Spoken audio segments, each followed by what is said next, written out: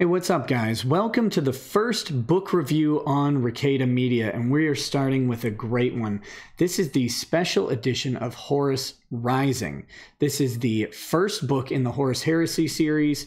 If you're not familiar, that's the series that kind of is the precursor to the current Games Workshop Warhammer 40K. Now, it's a precursor, as in it's a prequel, but 40K was around before the Horus Heresy, which is technically 30K, and they're exploring that more now. But this is the first book. This was actually released several years ago. And just to be clear, this is not a book review of the writing or content of the book. This is more of a walkthrough.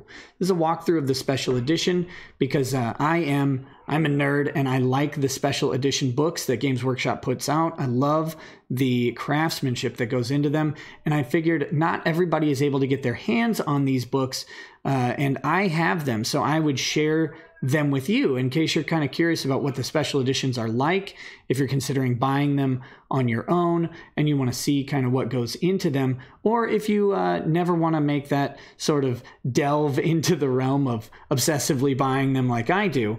You can at least kind of get a feel for what they are and explore them, and I don't know if you appreciate them or not. I sure as heck do. So just going around the cover of the book first, it is a faux leather cover with debossing and embossing. That means it has both depressions and raises to the cover itself. It's got some gold filigree that goes around it. You'll find that pretty prevalently. All of the lettering is done in the same gold. You can see there, Horus Rising by Dan Abnett. Right here on the front is an emblem. It is the Luna Wolves emblem of Horus's Legion. It is it's metal. It's very nice. It's got this textured surface, and it is also debossed. It's almost like a little relief cut out of the metal piece that's there. Moving around the spine, you can see this is done in kind of an older style. It's made to look like an older sort of tome. They actually use this style as well on the Siege of Terra series that comes. It's I guess the climax or culmination of the Horus Heresy itself is the Siege of Terra. And on those, they've done the same style, although those books are a little lighter in color. This is darker, kind of sets it apart. Those are more of a khaki color. But again, we have the gold print going around the emblem here, the Black Library Games Workshop logo as well down at the bottom. And then moving around to the back, we have more of the same, the embossing and debossing. We have the lettering being in gold, and the quote here, hopefully you can see it. It says, I was there the day Horus slew the Emperor. It's basically the first line of the book told by, and it's said by Torgadon. It is not actually about Horus and the Emperor fighting at all. If you're familiar with the series, it's kind of a pithy, ironic lead up to everything. Moving to the pages themselves, they are lined in this gold edging all around it. And all of the special editions do have the bookmark put into the book itself. You can see I barely opened this one. It's still tucked in its place nicely. So moving inside, we have this is the cover art, I believe, of the original Horus Rising, although it's kind of done in this weathered out feature where it's grayscale and it's kind of beaten up, so there's a lot of artifacting on it. But if we move inside, we'll see a full color of this page in just a moment. Here's the title page, Horus Rising. This is the numbering. This is number 560 out of 1250 that were made, and it's signed, of course, by Dan Abnett himself. All of the special editions, well, almost all of them are actually signed by the author. There are a couple who are not, and I don't remember which ones those were. None of the major ones. All the major books were signed by the author. So here is that full color of it that I was talking about. You can kind of see a little bit better. If I can eliminate the glare for a second, you can see the artwork that was done. I actually was never fond of this picture. I think these guys look kind of weird with their helmets off. I think there's much better Space Marine art out there than these, but you know, that's what they picked. So good job, guys. Moving in, you can see the pages are actually very thick and sturdy pages. The printing on them is very clear, very well done. Good contrast colors to the paper itself and the text. And the text is not hard at all to read. It comes through very well, as you can probably see.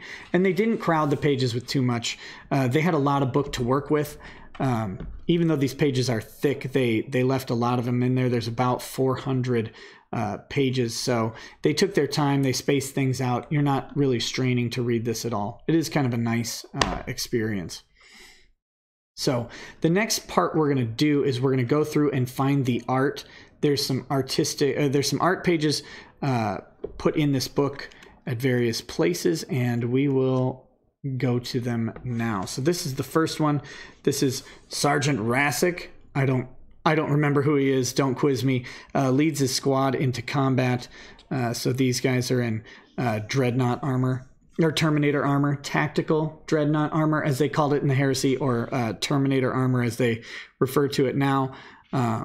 It's kind of a bulky personal tank suit that they have, very heavily armored, and they're just devastating. So this is the first picture. Now there are two of these black and white pictures, and these are done in the matte sort of finish, the same as the finish on most of the pages, but there's also a series of glossy art pages that kind of walk through the story of, oh wait, there's three.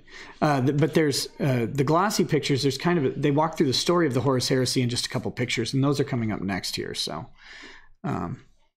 here we go. We actually have, this is the Emperor and Horus fighting side by side, I believe in the at Ulanor, or before the triumph at Ulanor. They're fighting an orc horde, and they get swallowed up by a planet, and they have to fight their way out. And it's a really epic moment, and it's right after this that they have the triumph at Ulanor, where the Emperor names Horus his War Master, which kind of starts it's really the kickstart point of when the Horus Heresy really begins, because it's what drives a wedge between Horus and some of his brothers, beyond just the petty squabbles that they already had. Next, we have Horus here meeting with Fulgrim. Oh gosh, that glare. Horus and Fulgrim meeting and talking, and I believe we have Dorn here in the background. Here we have Horus crushing the body of a salamander. This would have been probably at the Isfahan massacre, is where that's coming from, I'm guessing. Here we have Horus looking triumphant with his mace Worldbreaker and the talons of Horus, his special power claw that he has over here.